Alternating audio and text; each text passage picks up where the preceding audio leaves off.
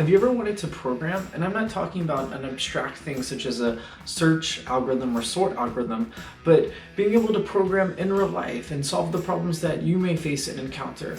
And whether you're a comp sci student, an IT student, or curious learner, in this series we'll learn programming by doing to solve real practical problems.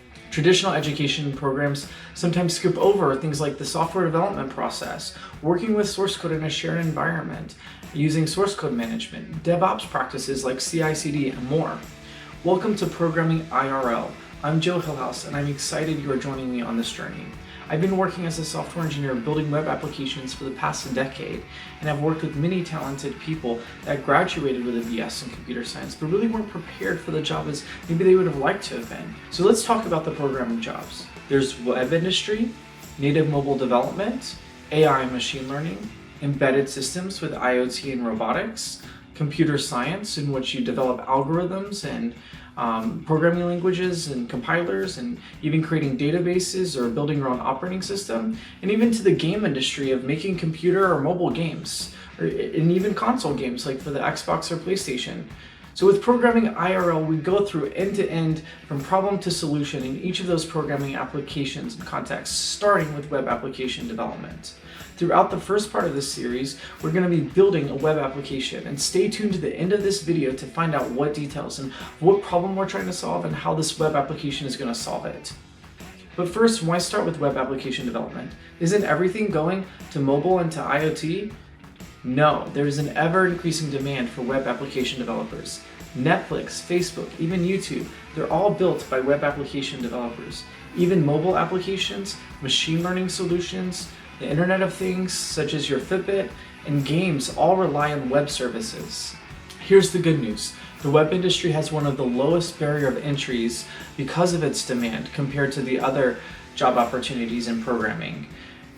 So what's important is experience, being able to showcase that you know the technologies and have the skill to be successful. This is where Programming IRL comes in. We approach a problem just like an on-the-job situation, implementing modern software development practices and build a complete end-to-end web application.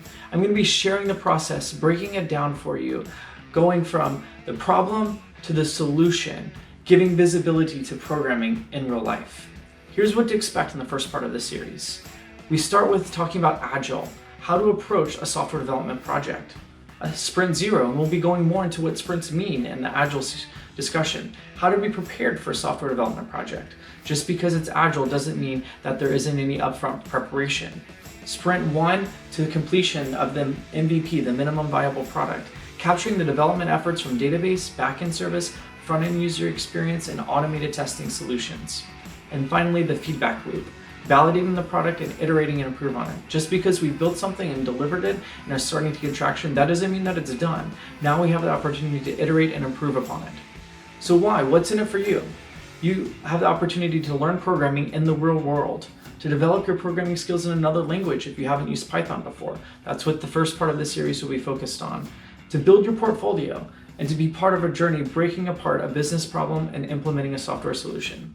So with that, what problem are you trying to solve? So my wife has this niche women's clothing boutique, and she's looking to get connected to manufacturers and distributors and even other retailers to be able to get products that she's wanting to sell and be able to offload product that isn't maybe selling for her but may sell for other retailers within the industry. So right now the opportunity to be connected is very limited. Currently the only mechanism for doing so is through a Facebook group. In the Facebook group they post products and they are able to communicate and facilitate transactions through PayPal, but it's very inefficient. You can't really search for things, you can't filter to get exactly what you're looking for, and after a few days the posts have fell into the ether below the newsfeed because people don't want to just keep scrolling and scrolling and scrolling to find those posts. And so it's just not quite sufficient at maintaining those connections and being able to facilitate those transactions. And this is very commonly known as a marketplace. A marketplace is where a participant can be either both a buyer or a seller. There's many publicly known ones such as Etsy, but it's very open-ended. She needs something that is very specific to her niche. And so the first thing when approaching a problem, especially when it comes to software development, is to see what other solutions exist. If someone else already has a solution, then I don't want to spend the time, energy, and effort to reinvent the wheel. And this is a very, very common practice that we will keep iterating and iterating because there's so many frameworks and tools that are built out there. The first step in approaching this problem is to research what other tools exist today. And so after some Googling, I found that there were 3 popular marketplace platforms. First, ShareTribe. Second, Marketplacer. Third, My Marketplace Builder. So I started working with ShareTribe right away, and it was very easy to get set up, but it really lacked in configuration and customization. There wasn't very much that I could customize, and that wasn't really going to be efficient and meet her needs because of the niche industry. There was a lot of configuration and control that was needed to be able to facilitate that effective e-commerce transaction. The second one, Marketplacer, was not self-service. I could not get started right away at all. I had to interact with their business and contact somebody to learn more about the solution. And this really wasn't something that we were looking at either because we wanted it to be kind of like a Shopify experience where we could get started and get going right away and be able to control and customize everything that we needed to. And the third, My Marketplace Builder, kind of like a mix of both ShareTribe and Marketplacer, where it had an option to get started right away.